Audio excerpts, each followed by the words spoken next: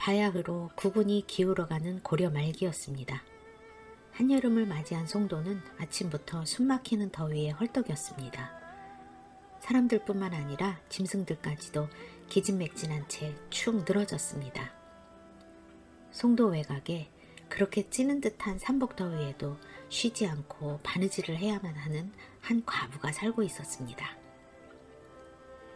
아직 젊은 나이의 과부는 전쟁터에 나간 남편이 죽은 뒤 혼자 수절을 하며 살고 있었습니다. 따로 벌이가 없고 가진 재산도 시원찮아서 바느질로 근근히 끼니를 이어가고 있었습니다. 송도 전체가 더위에 안절부절 못하는 판국에 그녀 역시 예외가 아니었습니다. 과부는 바느질을 하며 연신 땀을 훔쳐내면서도 방문과 창문을 모두 꼭꼭 닫아두었습니다. 짓궂은 사내들이 담장 너머로 훔쳐보며 수작이라도 부릴까 두려워서였습니다. 그날따라 더위는 유독 푹푹 찌는 듯 했습니다. 문을 닫아놓고 앉아있자니 숨이 막힐 지경이었습니다. 더구나 속옷부터 저고리와 치마까지 꽁꽁 여미고 있으니 온 몸이 땀에 흠뻑 젖어 불편하기 짝이 없었습니다. 견디다 못한 과부는 저고리를 벗어버렸습니다. 방문도 닫아놓았으니 누가 훔쳐볼 일은 없겠지.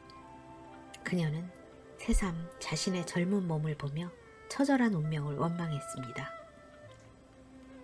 시집을 오자마자 홀몸이 되어 하루 종일 바느질만 해대는 신세가 생각할수록 슬프기만 했습니다. 바느질을 하며 손을 제게 놀리면서도 그녀의 입에서는 한숨 소리가 연신 흘러나왔습니다. 그런데 바로 그때 무언가가 그녀의 등으로 날아와 앉았습니다. 깜짝 놀라서 손으로 만져보니 등이 딱딱하고 새까만 딱정벌레였습니다. 벌레는 그녀의 손에서 팔을 타고 어깨까지 올라갔습니다. 그녀는 간지러워서 웃음이 나왔습니다.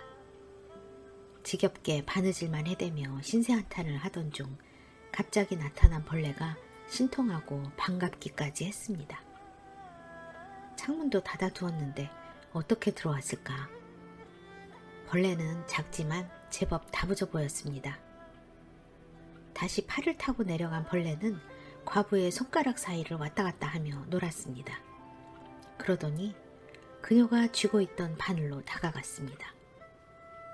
그녀는 도망도 안 치고 사람 손에서 놀고 있는 벌레가 신기해서 지켜보고만 있었습니다.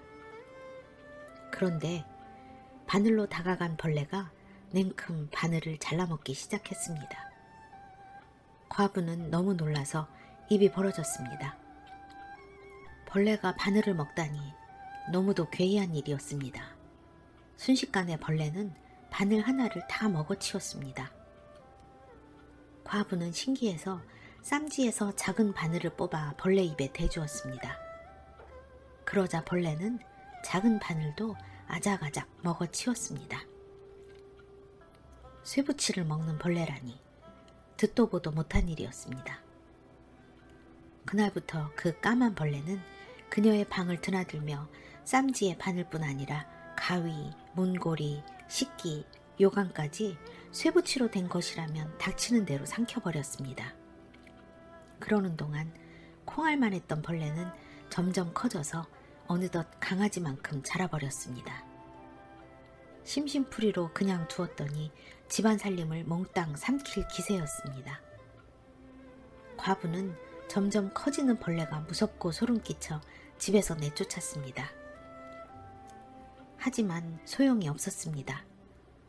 집안을 제 맘대로 들락날락하며 살림살이들을 먹어치우더니 마침내 밥을 짓는 손마저 먹어치웠습니다. 그 무렵 송도에는 한 무당이 퍼뜨린 소문이 돌고 있었습니다. 화생은 목이요, 목생은 토라. 태초에 건국할 때 토에서 거목이 나서 거목에서 불꽃이 있었거늘 지금은 목을 이기는 금생토라. 쇠붙이를 먹는 괴이한 짐승이 나타났으니 목은 넘어지도다. 나라의 큰 나무가 쇠붙이로 해서 넘어질 것이다. 이 소문은 꼬리에 꼬리를 물고 퍼졌습니다. 송도의 모든 이가 이 소문을 듣고 불안해하였습니다. 고려가 곧 망하는 것 아니냐며 쉬쉬하는 사람도 있었습니다. 한편 과부 집에 쇠붙이가 동나버리자 새까만 괴물은 쇠붙이를 찾아 송도 장안의 집들을 돌아다니며 쇠붙이를 마구 삼키기 시작했습니다. 송도는 금세 아수라장이 되었습니다. 집집마다 쇠붙이를 감추고 문을 걸어 잠근다고 난리였습니다. 하지만 소용이 없었습니다. 괴물이 지나간 마을은 쇠젓가락 하나 남아나지 않았습니다. 괴물의 으르렁거리는 소리가 들리기만 해도 사람들은 겁에 질려 도망다니기 바빴습니다. 집과 다리가 무너지고 종루의 커다란 종마저 괴물의 먹이가 되어버렸습니다. 금호 위에 상장군과 대장군은 식은땀을 흘릴 뿐 속수무책이었습니다. 아무리 칼을 휘두르고 활을 쏘아댄들 쇠를 먹는 괴물이니 소용이 없었습니다. 칼과 활로 안 된다면 불을 써보는 게 어떨지요. 대장군의 의견에 상장군도 동의했습니다. 상장군은 송도의 모든 군사를 이끌고 거리로 나섰습니다. 대로변에는 백성들이 몰려나와 지켜보고 있었습니다. 상장군은 장작을 모아 길목마다 쌓아놓고 기름을 끼얹은 뒤 불을 질렀습니다. 온 거리는 불바다가 되었습니다. 한여름의 열기에 불길까지 더해지자 송도 장안은 마치 불지옥을 방불케 했습니다. 그런 아수라장 속에 드디어 괴물이 모습을 드러냈습니다. 군사들은 겁에 질려 비명을 지르며 도망쳤습니다. 몇몇 군사가 칼을 휘둘렀지만 괴물은 칼을 냉큼 삼키며 여유롭게 지나갈 뿐이었습니다. 상장군의 장관마저 삼켜버린 채 괴물은 활활 타오르는 불길을 가볍게 뛰어넘어 유유히 사라졌습니다. 더 이상 어찌할 도리가 없었습니다. 공민왕까지 나서서 괴물을 잡는 자에게 수만금의 상금을 내리겠다 했지만 허사였습니다. 이 괴물을 사람들은 불가살, 즉 죽일 수 없다 하여 불가살이라고 불렀습니다. 사람들은 그저 천명을 기다리는 수밖에 다른 도리가 없었습니다. 불가사리의 행패는 끊임없었습니다. 그렇게 공민왕 때 처음 나타난 불가사리는 온 나라의 쇠붙이를 먹어치우다 우왕과 창왕 그리고 공양왕을 거쳐 1392년 고려가 멸망하자 비로소 자치를 감추었다고 합니다. 그 이후 민간에는 송도 말년의 불가사리라는 속담이 만들어졌습니다. 무지막지하게 폐악을 부리고 못된 짓을 저지르는 사람을 뜻하기도 하고 불길한 징조나 사회 혼란을 의미하기도 한답니다.